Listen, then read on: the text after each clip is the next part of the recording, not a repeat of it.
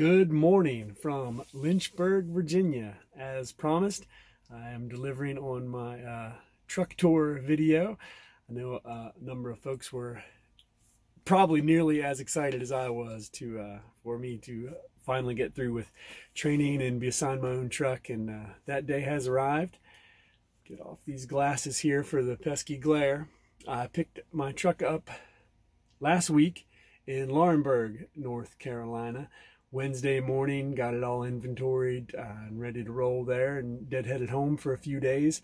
It is Monday, May the 13th, and I have just sent in my first Form 16 ready to roll, letting the area load managers know that I am indeed in the truck and ready for dispatch. So I can't wait to find out where I'm going. I have here a beautiful 2016 Freightliner Cascadia mid-roof, but as you can see, I have plenty of headroom in here. I'm 6'1" in my bare feet, and I've got that much room above the top of my head. So I was a little worried I wouldn't have quite the headroom I was looking for, but having to hunch over or something, but that's definitely not the case. So it's a little dark in here. I don't have the lights going or anything, just trying to preserve the batteries, but I'll give everybody a quick tour if you're interested. If not, well, then you know what to do. Anyway, let's switch this camera around. Or not. Pesky technology. Technology is great when it works. Anyway, can see from the cockpit up here some of the lovely safety features, and I do mean that with all sincerity. I really enjoy some of the safety features that Maverick has in their trucks, such as this crash mitigation system. This is kind of a neat device that will let you know the speed of the vehicle in front of you as you are approaching the vehicle. It scans out about 600 feet at highway speeds, and it'll give you an icon of your truck, or if you're on cruise control, it will show you the speed at which your cruise is set, and then it'll give you another little icon of a vehicle in front of you indicating the speed of that vehicle. So you'll know well in advance if that vehicle is traveling slower than you, if you need to pull out to pass that vehicle, what have you. Also, being the crash mitigation system that it is, it will apply the service brakes and engine brake as needed. It also is sort of an adaptive cruise control. If you're not paying attention and just cruising up behind traffic that's going just a little bit slower than you, it will slow you down to match their speed, which can be annoying. So you just, but that's part of driver attentiveness. You need to be aware of the traffic around you.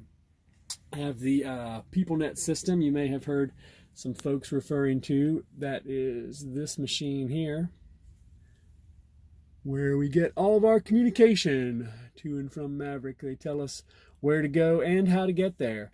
For those of you who have wondered, there is a GPS unit built into this system that works along with the workflow. When you get a work assignment, you can press a few icons and it will bring you some usually fairly decent directions on how to get there. You can also send in a particular form, they call it, within the messaging aspect of this. There's all sorts of forms you can send, predefined, pre-filled out forms you can send, one of which is a number 1 that'll give you written directions to your destination. But that would not replace the motor carrier's Road Atlas. Definitely get you one of these. Maverick, if you come to orientation, Maverick will give you a very nice paper copy of that. I went ahead and purchased the larger spiral bound copy that I used to use when I was driving. Just a little more, the print's larger, easier to read, and the pages are a little bit more durable. That is something you would definitely want to invest in, as well as a good CB radio. The Maverick shop will install these for you. I'm using the Freightliner system of antenna array that goes up through the sleeper. Check the SWR, and that's decent. It could be a little lower, but it's definitely not too high to utilize. So went ahead and just used that system. You see some guys out here in the Maverick fleet that are adding external antennas, and I'm not 100% sure of the official policy on that, so I won't quote anything there. But for me, for now, the standard Freightliner system seems to be working okay. I have, again, as I said, a 2016 model Freightliner Cascadia It's got about 500,000 miles on the clock, so it's really, just getting broken in. These trucks have a long lifespan, much longer than our personal vehicles. As you can see, I've got some overhead storage. This opens up. There's some netting here. I've got sunglasses and whatnot over there. There's also another shelf up here. There's a little cubby hole and some shelves with some netting up there. But back into the sleeper compartment, everybody is always curious about this device here, being the refrigerator. Yes, Maverick does provide a refrigerator in all of their trucks, at least I think maybe 15 model year and newer, but there's one in mine that appears to be working, so thankful I am for that.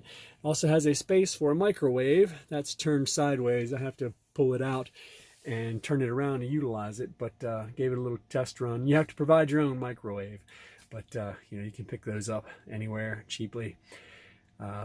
Mine is a 700 watt, and that seems to be about the limit of power you can get with the microwave. You don't want to go much higher than that. With many inverters, it will just trip the fuse in the inverter. I have to press a few buttons to get it to work again.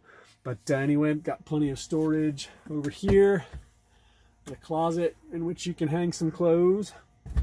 There's also a kind of a little desk drawer apparatus here that slides out. Another cubby hole underneath.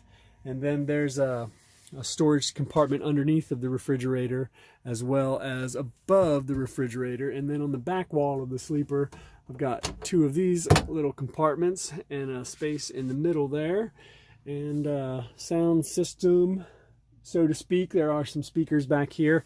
There's some climate control on the wall of the sleeper next to the head of the bunk.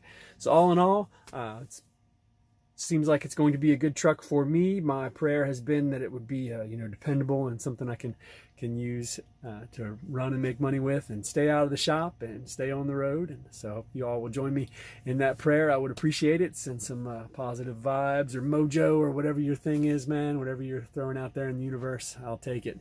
Anyway, I hope that this has been informative. And if you have any questions at all, let me know, and we'll be happy to answer them in any way that I can. Hope that you all are having a great day wherever you are, and I can't wait to find out wherever I'm going. Take care. Bye-bye.